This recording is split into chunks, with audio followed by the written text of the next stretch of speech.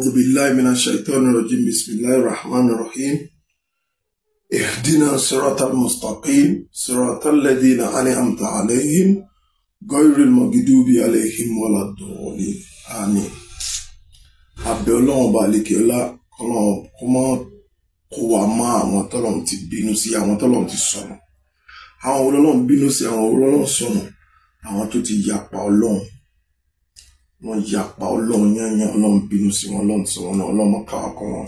La hawla wala quwwata illa billah. Wọ́n ní eléyìí ó jẹ́ àbòsí tí Mọ́ríkàsì sí fún Sheikh Sulaiman Oníkíjípà àti ìmọ̀ràn pàtàkì, ìmọ̀ràn olówó iyebíye fún Sheikh Sulaiman Oníkíjípà.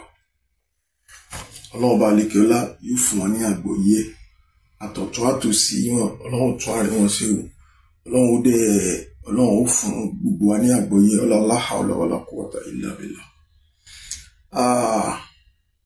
Number one, ẹ̀yin Mọ́ríkàsì tẹ́ ń rojọ́ tẹ́ ń pariwo látọjọ́ ẹ̀ pé Sheikh Sulaiman ó fàdó sápò bàbá ó ṣe kinní kan, ẹ rí i pé ẹjọ́ tẹ́ ń rò ó ń evolve round the àdó torí pé ẹmọ pé bá yọ ọ̀rọ̀ àdúró yẹ kúrò ń bẹ ẹni ní point ní tẹ́lẹ̀ fẹ́ nọ́ọ̀kì wọn fún náà ni pé àáfàá ni so yẹ kán bá dò lọ́wọ́ ẹ̀ bíi pé yín náà kì í ṣerú ẹ̀.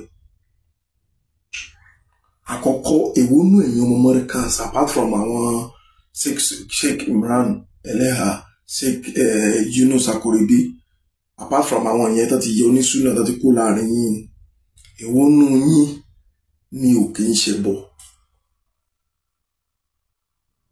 Jackman ọ̀gá ẹlẹ́bọ ni Jackman ló ṣe ọ̀gá ẹlẹ́bọ ni Jackman. Ìwọ Jackman tó ń fún àwọn èèyàn nínú kàlí níbi àṣàlátú ẹ̀ tó ń sọ pé kán lọ wá ẹ̀dùn ara kan fi sí kíní yàtọ̀ nú ẹ̀dùn ara àtàdù, kíní yàtọ̀ ń bẹ. Ẹ wá ń play prank, ẹ ń play emotional prank bíi pé inú kì í ṣe láti ilẹ̀, ṣé àdó àbí èèyàn síngbẹ́rẹ́ àbí ṣé wọ̀nyí ni àbí Mudiru Mọ́ríkàsì gangan fúnra wọn kì í àjàsà pé jálàbí wà wọ́n àjàsà ẹ̀ náà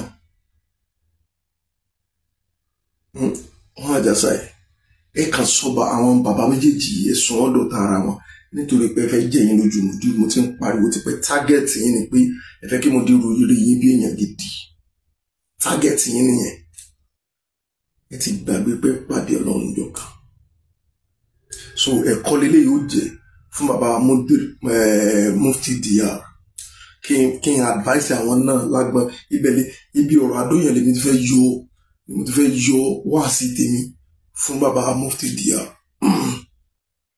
Sometimes ago bàbá Mufti jáde wọ́n sọ pé gbogbo ọ̀rọ̀ táwọn ti sọ sẹ́yìn ẹ̀jẹ̀ yẹn gẹ́tò nígbà tí wọ́n sọ̀rọ̀ jẹ yẹn kó tó jó yẹn bàbá Mudiru Mọ́ríkàsì jáde fídíò ẹ̀ wà, wọ́n àjàsà ẹ̀ pé tí wọ́n mí kọ́ láwọn èèyàn ń sọ yẹn pé tí wọ́n mí ni pé èèyàn ó jẹun láàrin èèyàn. Bàbá Mudiru Mọ́ríkàsì gàgàgàgà wọ́n sọ bẹ́ẹ̀. Bàtíjà wa délẹ̀ wọ́n tún against ẹ̀ àbòsí náà pè yẹn wallahi ẹ̀ ń sàbòsí ni inna Allaha la yahdil qawma adh-dhalimin. Ọlọ́run ní wà pẹ̀lú alábòsí láìláì. Ẹ bẹ̀rù Ọlọ́run, ẹ bẹ̀rù àtúbọ̀tán yín, gbogbo ẹ̀yin yẹn ẹ bẹ̀rù àtúbọ̀tán yín. But bàbá Mufti ẹ jáde ẹni káwọn èèyàn foríjì yín lórí àwọn nǹkan tẹ́ ti sọ, ẹni kọ́ lọ́wọ́ náà foríjì yín. Èmi fẹ́ sọ fún yín mi ò kò ṣe 100% but pẹ̀lú science tán rí Ọlọ́run gbà túbà yín tó báyìí pé ẹ túbà yín ní taubatan nasuha, túbà tó mọ́ paragada ni Ọlọ́run gbà túbà yẹn ló jẹ́ kí gbogbo nǹkan tó ń ṣẹlẹ̀ máa ṣẹlẹ̀. Ọlọ́run tó wá gbà túbà yín ẹ má padà síbẹ̀ mọ́, ẹ má padà síbi ẹbọ mọ́. Tó bá jẹ́ pé lóòótọ́ lẹ sọ pé àwọn bàbá kan ni wọ́n ṣe àdó ìfún yín láti máa ṣọ́ra yín, àwọn àgbàlagbà wọ́n sì fún yín allegedly, èmi ò gbà bí wọ́n sọ pé ẹ sọ pé àwọn bàbá kan ló ṣe àdó ìfún yín kẹ́ máa fi ṣọ́ra yín. Bàbá kankan ò lè sọ ẹnìkankan, Ọlọ́run ni máa ń sọ yẹn. Ẹ ń ṣẹbọ nìyẹn. Ọlọ́run sì kẹ́yìn ẹ̀yà padà tó bá ti dọdún tí ń bọ̀ kẹ́ lọ umura àbí kẹ́ lọ hajj kẹ́ yà lọ fi bẹ̀ lọ́n kẹ́ túbá kú ń bẹ pátápátá kẹ́ kó bẹ́ẹ̀. Ọlọ́run bá lékè ọlá ó sọ fún òjíṣẹ́ ńlá Muhammad sallallahu alayhi wa sallam ó ní wa laqad uhiya ilayka wa ila alladhina min qablika la in ashrakta la yahbatanna amaluka.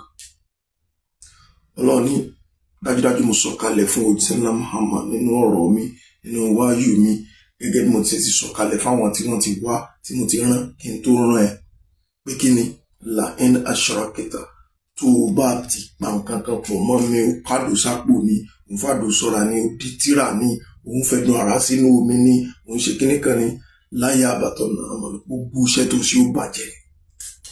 Ájì tó ti lọ, Ramadan tó ti gbà, umra tó ti ṣe, àwọn sàrà tó ti ṣe, sàká tó ti yọ, gbogbo ó bàjẹ́ lẹ́ẹ̀kan náà.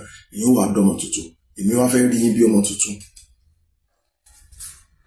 Ẹ kú ń bẹ̀, ẹ kú ń bẹ̀. Ọlọ́run fẹ́ foríjì yín, ó dẹ̀ fẹ́ kẹ́ kúrò ń bẹ̀. Opportunity wà lélẹ̀, ẹ kú ń bẹ̀. Ẹ gbára lọ́lọ́run, wa man yatawakkal ala Allah fahuwa hasbuh. Tẹ bá gbára lọ́lọ́run, Ọlọ́run tó yín, Ọlọ́run ni máa fi sọ̀rọ̀ ẹ̀sọ́ ẹ̀dá. Aya kan wà nù Suratul Zumar. Yes. Suratul Zumar. Chapter 39 in Suratul Zumar. Quran chapter 39 verse 38. Hello. Ọlọ́run bá lè kí ọlá ń sọ̀rọ̀ àwọn kèfèrí bọ́rọ̀ àwọn mùnáfíkì ló ti ń sọ̀bọ̀ láti ilẹ̀ ni. Ó ní mọ́ ní kọ̀lákọ̀ samawati wal ard. Ká máa bi àwọn olórí ibú èèyàn yìí léèrè pé ta ló dá sámà àtìlẹ̀. Àwọn tí wọ́n ń bọ Ṣàngó yẹn, tí wọ́n ń bọ Ọya yẹn, tí wọ́n ń bọ Ọ̀ṣun yẹn, bí àwọn bíi ta lọ́lọ́run yẹn. Ká máa bi léèrè pé ta ló dá sámà àtìlẹ̀, yóò sọ pọ́lọ́ ni, yóò sọ ọdún ẹ̀mí rẹ̀, ó mọ̀ pọ́lọ́ ni. Tá bá ní ta ló dóhùn gangan fúnra rẹ̀, yóò lọ́lọ́run ni. Tá bá ní ta ní fún ní jíjẹ àti mímu, yóò lọ́lọ́run ni. Ta ló fún ọ lálàáfíà, yóò lọ́lọ́run ni. Nígbà tó ti wá mọ̀ pọ́lọ́ ló dá ọ, kí wá ló dé tó fi ń sin nǹkan mi tó yàtọ̀ sọ́lọ́run yẹn. Number one.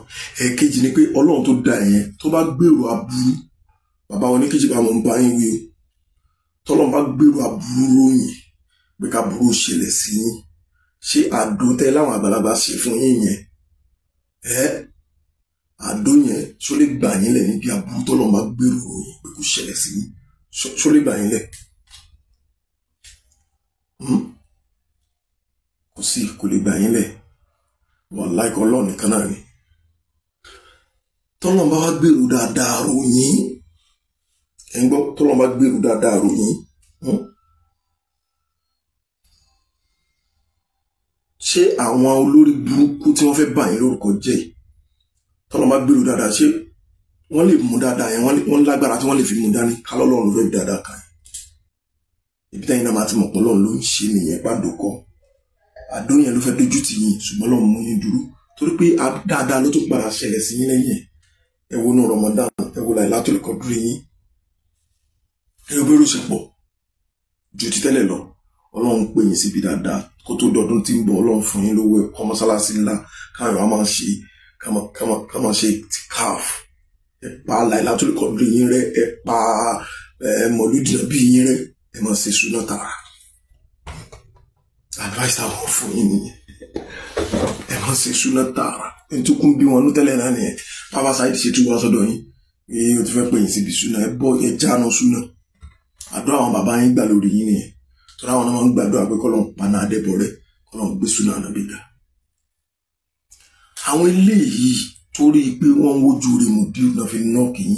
Torí ẹ̀lẹ́fì rí pé gbogbo ẹjọ́ tí wọ́n rò, mo ń bọ̀ in details. Part 1 lélẹ́yìí.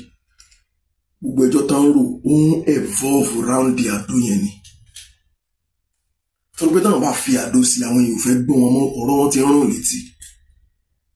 Àwa náà ti gbà pé kò yẹ kí àwa á mọ̀ pé kò yẹ kí mufti kó máa lo àdó. Àwọn náà lè mọ̀ àmọ́ àtẹ̀yìn àti mufti àdó kò ń ṣe èèwọ̀ fún yín tẹ́lẹ̀. Why they change suddenly? Nígbà tẹ́ fẹ́ castigate mufti nítorí àdó, kí ló tẹ̀ castigate Jakma nítorí ẹ̀dùn ara? Olórí burúkú nìyí, alábòsí nìyí. Ọlọ́run ẹ pàdé Ọlọ́run pẹ̀lú bínú ẹ̀ after ìbá túbà. Jackman sọ pé káwọn èèyàn lọ fẹ́ dùn ara sínú omi káwọn máa ká subhanallah ẹ̀dùn ara tọ́lọ́ máa fẹ́ bínú sí o ẹ̀dùn ara lè gbà ọlẹ̀ tí kú bá dé tó bá fẹ́ pa ọ́ ẹ̀dùn ara lè gbà ọlẹ̀ tíra tó fi sàpò lè gbà ọlẹ̀ ojú olóńgbò ó lè gbà ẹlẹ̀ gbogbo yín lẹ̀ ń ṣe ẹ mọ́ra yín wala tusaku anfusakum ẹ wá ń pọ́nra yín lé ẹ ń fọra yín mọ́ bí pẹ́yìn ẹ̀yin ní saint ẹ kò bínú lọ part 1 lélẹ̀ mo kàn fi advice bàbá Mufti ni kọ́lọ́ndàkùn ọba àlekèọlá kó bá wa yí wọn lọ́kàn padà dáadáa síbi dáadáa àwọn àtẹ̀tí rí pé wọ́n ti ń yí padà náà ẹ̀yin náà ẹ lọ kọ́ ẹ̀kọ́ lára àwọn kẹ́yìn náà yí padà kẹ́ má bàa pàdé ọlọ́run pẹ̀lú bínú ẹ̀ tọ́lọ́n bá gbà yín mú báyìí kò sẹ́dá kan tó lè gbà yín ní láìláì kò jù bẹ́ẹ̀ lọ. Assalamu alaikum warahmatullahi wabarakatuh.